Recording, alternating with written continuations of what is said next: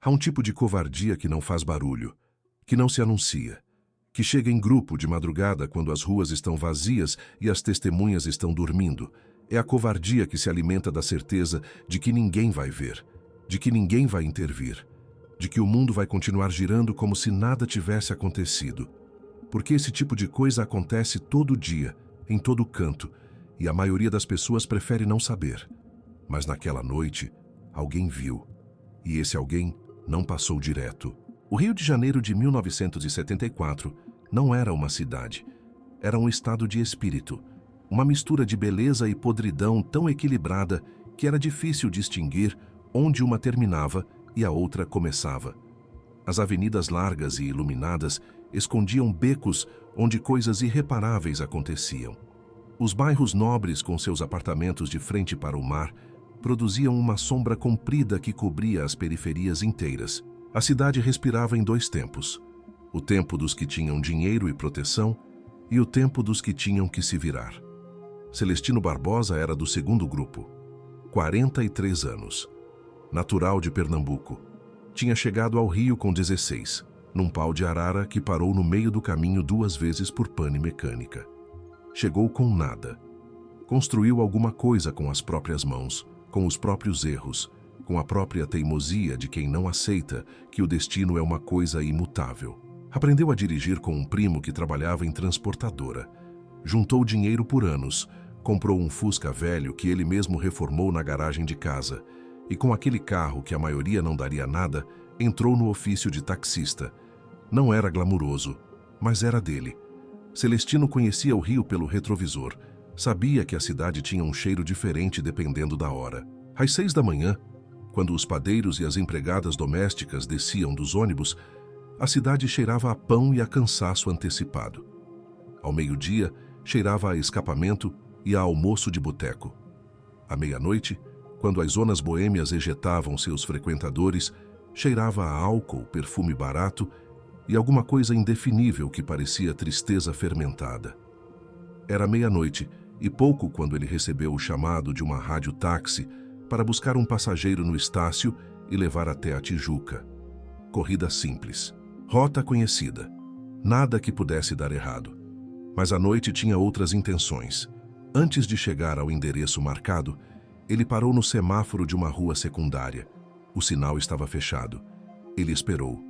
E foi nesse intervalo de 30 segundos que tudo começou a se desfazer.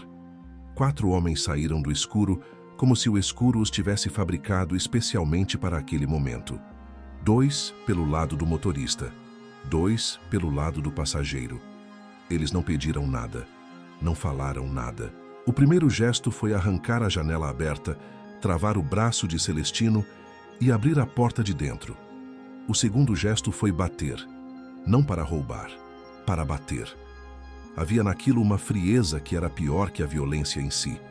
Eles riam enquanto batiam. Havia prazer nisso. Havia uma lógica perversa e explícita. Aquele homem não merecia respeito, não merecia espaço, não merecia o carro que havia comprado com o próprio suor. E o motivo, dito em voz alta com todas as letras, na gargalhada de um deles, era a cor da pele de Celestino. Era noite de semana. A rua estava quase vazia. Quase. A poucos metros dali, um corcel prata estava parado do lado oposto do semáforo, no sentido contrário. O motorista havia visto tudo desde o começo. Havia ficado parado, motor ligado, observando. Não com a paralisia de quem não sabe o que fazer, com a concentração de quem está calculando cada detalhe antes de agir. Lúcio Flávio tinha esse hábito. Olhar antes, entender antes. Porque ele sabia por experiência própria e por tudo que havia visto nesses anos todos percorrendo os labirintos do crime e da sobrevivência, que a ação precipitada resolve o momento, mas não resolve o problema. E ele estava interessado em resolver o problema. Ele observou os 4, avaliou posições, distâncias, o tipo de violência que estava sendo empregada. Não havia arma de fogo visível. Havia superioridade numérica e a certeza de impunidade que vem de quem faz esse tipo de coisa com frequência, em lugares onde sabe que não haverá consequência. Lúcio Flávio desligou os faróis. Deu ré até um ponto estratégico que ele conhecia de cor, porque ele conhecia cada esquina dessa cidade como quem conhece o próprio rosto no espelho. E então virou o carro. Acelerou na contramão, no silêncio quase absoluto do motor no ponto médio, e parou o corcel exatamente no meio da rua, atravessado, bloqueando a saída principal daquele quarteirão. Os faróis apontados diretamente para os 4 homens. A cena congelou. Um farol alto no rosto de quem está batendo tem um efeito que vai além do físico. É desorientação. É exposição. É a certeza repentina de que o que estava sendo feito no escuro agora tem testemunha. E testemunhas mudam tudo, mesmo quando o sistema é podre, mesmo quando a lei falha. Porque a vergonha humana ainda funciona, às vezes, quando nada mais funciona. Os 4 viraram para a luz. Lúcio Flávio saiu do carro devagar. Não correu. Não gritou. Não precisou. Havia uma forma de caminhar que Lúcio Flávio havia desenvolvido ao longo dos anos. Não era intimidação calculada. Era simplesmente a ausência de medo. E a ausência de medo, num homem que já viu o que ele viu, que já esteve nos lugares onde ele esteve, tem uma linguagem própria que qualquer coisa animada no mundo aprende a reconhecer. Até cachorro. Até covarde. Especialmente covarde. Porque covarde entende de medo melhor do que ninguém. É o único idioma que conhece fluentemente. E quando encontra alguém que não fala esse idioma, a fiação toda curto-circuita. Ele parou a uma distância calculada dos 4. Olhou para cada um deles, um a um, com a demora de quem está fazendo um registro mental permanente. Depois falou com a voz no volume exato que a situação pedia, nem alto nem baixo, mas com um peso que enchia o ar. Vai querer terminar isso aqui? 3 palavras e uma pergunta. Sem ameaça elaborada, sem discurso, mas carregadas de uma informação implícita que os 4 captaram com a velocidade de quem é treinado na arte de sobreviver a situações de risco. Esse homem não está aqui por acidente, não está aqui com medo, e há algo nele que diz que ele já esteve em circunstâncias piores do que essa e saiu andando. O mais alto dos 4, que parecia ser quem liderava aquele grupo de nada, abriu a boca, fechou. Olhou para os lados, como se os lados fossem lhe dar uma instrução. Os lados não deram nada. Lúcio Flávio deu mais 2 passos. Eu vi tudo. De onde eu estava até esse semáforo são 40 metros. Eu sei o que vi. Vocês 4 sabem que eu sei o que vi. A questão agora é o que acontece nos próximos 2 minutos. Uma pausa. 2 minutos é muito tempo para quem sabe usá-los. É nada para quem não sabe. O que aconteceu nos 2 minutos seguintes não foi uma batalha épica.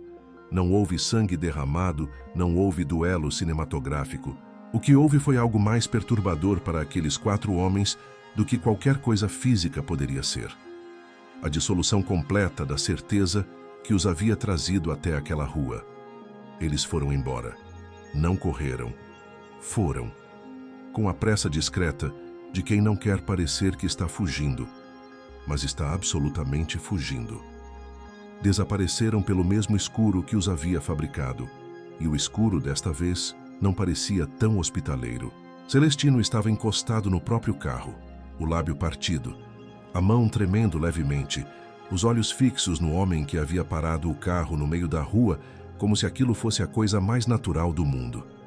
Lúcio Flávio foi até ele, não com pressa, com a mesma calma calculada de tudo que havia feito. Você está de pé? Celestino avaliou o próprio corpo com a expressão de quem está perguntando a si mesmo antes de responder. Estou. Alguma coisa quebrada? Acho que não. Lúcio Flávio olhou para o taxista por um momento. Havia naquele olhar uma avaliação que não era fria, mas que também não era sentimental. Era o olhar de quem entende que naquele instante não é o momento para afeto ou discurso, é o momento para pragmatismo. Você conhece esses 4? Nunca vi. Viu o rosto? Vi. Não esqueço. Então guarda, porque isso não terminou aqui. Celestino levantou os olhos. O que o senhor quer dizer? Lúcio Flávio não respondeu de imediato. Olhou para os 2 lados da rua. Olhou para o semáforo que agora estava verde, depois vermelho, depois verde de novo, num ciclo mecânico e indiferente que contrastava com tudo que havia acabado de acontecer naquele asfalto. Quer dizer que homens que fazem isso uma vez já fizeram antes, e se não forem parados, vão fazer de novo. Fez uma pausa mínima. E da próxima vez pode não ter ninguém do lado errado do semáforo. Nos dias seguintes, Lúcio Flávio não esqueceu. Esse era um traço que as pessoas que o conheciam bem identificavam como a coisa mais perigosa nele. Não a coragem física, não a disposição para o confronto.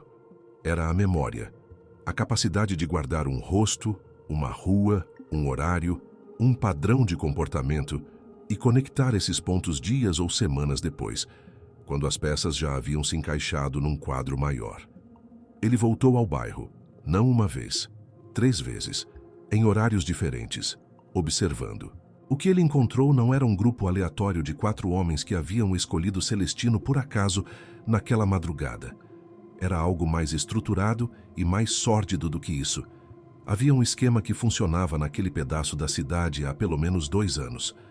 Um grupo que se especializara em atacar taxistas que trabalhavam na Zona Norte durante o turno da noite. A seleção das vítimas não era aleatória. Havia um critério. Homens sozinhos, de meia idade, sem vínculos óbvios com grupos ou figuras de proteção. E havia, Lúcio Flávio percebeu, com o tipo de enjoo que só vem quando a realidade confirma o que você esperava não confirmar, uma preferência muito explícita por vítimas negras. Não era apenas assalto. Era um ritual de humilhação com cobertura de assalto. E havia mais. Um dos 4 homens que havia visto naquela noite trabalhava como informante para uma delegacia da região. Tinha carta branca, tinha proteção, tinha o tipo de impunidade que não vem da sorte, mas de um acordo tácito entre quem deveria proteger e quem ameaça. O tipo de acordo que funciona no silêncio, sustentado pela certeza de que as vítimas não têm a quem recorrer, porque a quem deveriam recorrer está do outro lado do balcão. Lúcio Flávio sentou com isso por um tempo. Deixou o quadro completo se formar. Então foi visitar o delegado. A delegacia tinha aquele cheiro universal de todas as delegacias. Papel velho, desinfetante industrial e uma ansiedade que havia se impregnado nas paredes ao longo dos anos. O delegado era um homem de meia idade que havia aprendido, num ponto da carreira que Lúcio Flávio não sabia identificar com precisão, mas podia intuir que o sistema não punia quem sabia negociar dentro dele. Lúcio Flávio não chegou como vítima, não chegou como acusador. Chegou como alguém que tinha informação e estava disposto a ter uma conversa adulta sobre o que fazer com ela.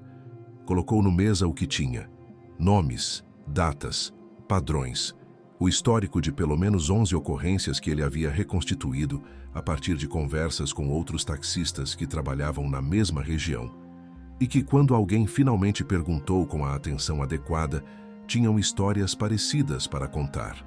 Histórias que nunca tinham ido além do momento em que foram vividas, porque ninguém havia juntado os fios. E então colocou o nome do informante. O delegado ficou quieto por um tempo que era comprido demais para ser inocente. Isso são alegações sérias. São fatos documentados, disse Lúcio Flávio, com uma calma que era mais intimidadora do que qualquer tom elevado poderia ser. A diferença entre alegação e fato é que fato tem data, hora, nome e padrão. Eu tenho tudo isso. E o que você quer? Quero que você faça o seu trabalho. O delegado tamborilou os dedos na mesa.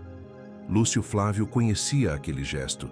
Era o gesto de quem está calculando quanto vai custar manter a situação como está versus quanto vai custar não manter. Era aritmética de corrupção. Simples e detestável. E se eu não fizer? Lúcio Flávio levantou. Pegou o envelope com as informações que havia colocado sobre a mesa e o guardou. Então essa conversa nunca aconteceu, disse. Que a próxima vai acontecer com outras pessoas na sala. Pessoas que você preferiria que não soubessem o nome do seu informante nem o padrão das ocorrências. Uma pausa de 2 segundos. Mas essa é uma escolha sua. Eu estou dando a oportunidade de ser uma escolha inteligente. Saiu sem esperar resposta, porque a resposta não precisava ser verbal para existir. O que veio nos dias seguintes foi uma série de movimentações silenciosas que Lúcio Flávio acompanhou de longe, com a distância de quem plantou uma semente e sabe que pressionar demais o solo Vai matar a planta antes que cresça. O informante foi desativado. Não preso. Não em cena dramática de algemas e câmeras. Simplesmente desativado, cortado, deixado sem a proteção que o tornava intocável. É assim que esse tipo de sistema funciona quando é ameaçado. Ele não se arrepende. Ele apenas calcula que o custo de manter uma peça específica passou a ser maior que o custo de descartá-la. 2 dos outros 3 foram identificados em decorrência de uma investigação que o próprio delegado, pressionado por outras forças que Lúcio Flávio havia discretamente acionado, foi obrigado a abrir formalmente. Não por arrependimento, por autopreservação. O resultado foi o mesmo. O quarto desapareceu do bairro. Para onde, Lúcio Flávio não sabia. Não era o tipo de coisa que o preocupava em excesso. Homens que fazem o que fazem por pertencer a um grupo geralmente não fazem mais nada quando o grupo se dissolve. A coragem deles era de empréstimo. E o credor havia cobrado. Celestino soube de tudo por Lúcio Flávio, numa tarde em que os dois tomaram café numa lanchonete do bairro que tinha cadeiras de plástico desconfortáveis e um café que era honesto, pelo menos. Ele ouviu em silêncio. Não interrompeu. Quando Lúcio Flávio terminou, ficou olhando para a xícara por um momento. Por que o senhor fez tudo isso? Era uma pergunta simples, do tipo que parece fácil e não é. Lúcio Flávio considerou. Não era um homem dado a explicações longas de si mesmo, mas havia algo naquela pergunta que merecia mais do que um gesto de ombro. Porque eu estava lá. E quem estava lá e não faz nada, vira parte do problema. Isso é uma escolha que cada um faz. Celestino assentiu devagar. A maioria escolhe não fazer nada. Eu sei, disse Lúcio Flávio, sem julgamento na voz, só como fato. Por isso, o problema continua. Ficaram em silêncio por um instante. Na rua, um ônibus passou barulhento. Um cachorro latiu ao longe. A cidade continuava no seu ritmo indiferente, como sempre. O meu carro, disse Celestino. Eu precisei reformar a porta. Quanto foi? 400 cruzeiros. Lúcio Flávio tirou o dinheiro do bolso e colocou na mesa sem comentário. Celestino olhou para as notas. Isso é mais do que 400. É. Lúcio Flávio levantou da cadeira, colocou dinheiro suficiente para cobrir os 2 cafés na beira do balcão e olhou para o taxista pela última vez com aquela expressão que não era afeto elaborado, mas que continha alguma coisa próxima disso. O resto é pelo tempo que você ficou sem poder trabalhar direito. E saiu. Celestino Barbosa trabalhou como taxista por mais 17 anos depois daquela noite. Aposentou-se com os 2 filhos formados, uma casa quitada no subúrbio e um Escort novinho que havia comprado com os próprios meios, porque era o tipo de homem que sempre fazia as coisas com os próprios meios. Nunca mais foi abordado naquele bairro, nunca mais foi naquele cruzamento de madrugada, mas nunca esqueceu o corcel prata parado no meio da rua, com os faróis apontados para o escuro. Há certas imagens que se fixam não pelo que representam visualmente, mas pelo que representam como conceito. Como prova de que o mundo pode ser diferente do que é, quando alguém decide que vai ser diferente. Que a indiferença não é uma lei da física, que ela é uma escolha. E que, portanto, o oposto também é. Os 11 taxistas cujas histórias Lúcio Flávio havia reconstituído nunca souberam que as suas experiências tinham sido documentadas, conectadas e usadas como evidência. Nunca souberam que havia alguém que havia juntado os fios e decidido que aquilo não podia continuar. Foram histórias que ficaram nas sombras, como a maioria das histórias sobre violência contra pessoas que o sistema considera descartáveis. Mas aconteceram, e alguém estava prestando atenção. O Rio de Janeiro de 1974 continuou sendo o que era. Belo e podre e complexo e humano demais para se deixar reduzir a uma coisa só. A cidade não mudou por causa de uma noite num cruzamento. O sistema não desmoronou. A corrupção não desapareceu. Mas 4 homens que se achavam intocáveis descobriram que não eram. E um taxista que havia chegado ao Rio num pau de arara, sem nada, com apenas a teimosia de quem não aceita que o destino é imutável, chegou em casa naquela madrugada com o lábio partido, o orgulho intacto e a certeza nova de que às vezes, não sempre, não com frequência suficiente, mas às vezes, O mundo produz exatamente o homem que precisa estar exatamente no lugar certo. Lúcio Flávio não era um herói de história de cordel. Não era um vingador de capa. Era um homem que havia aprendido, a custo, que o silêncio tem um preço que vai sendo cobrado de outras pessoas que não escolheram pagar. E havia decidido, em algum ponto do caminho, que isso ele não conseguia aceitar. Não como postura moral elaborada, não como filosofia de vida, como instinto. Como o instinto de quem para o carro no meio da rua quando todo mundo passa direto. Essa é a diferença entre um homem e uma testemunha. Lúcio Flávio era um homem, e o rio continuou girando, e as madrugadas continuaram chegando, e o escuro continuou fabricando as suas criaturas. Mas em algum lugar da cidade, num cruzamento que parecia igual a todos os outros, havia ficado a memória invisível de uma noite em que o carro parou. E tudo mudou. Se essa história te prendeu até aqui, então você já sabe o que vem a seguir. Neste canal, cada episódio guarda um pedaço de história que o tempo quase engoliu. Pessoas reais, situações reais, tensões que nenhum roteiro inventaria. Na próxima vez, tem mais. Tem sempre mais. Fica com a gente.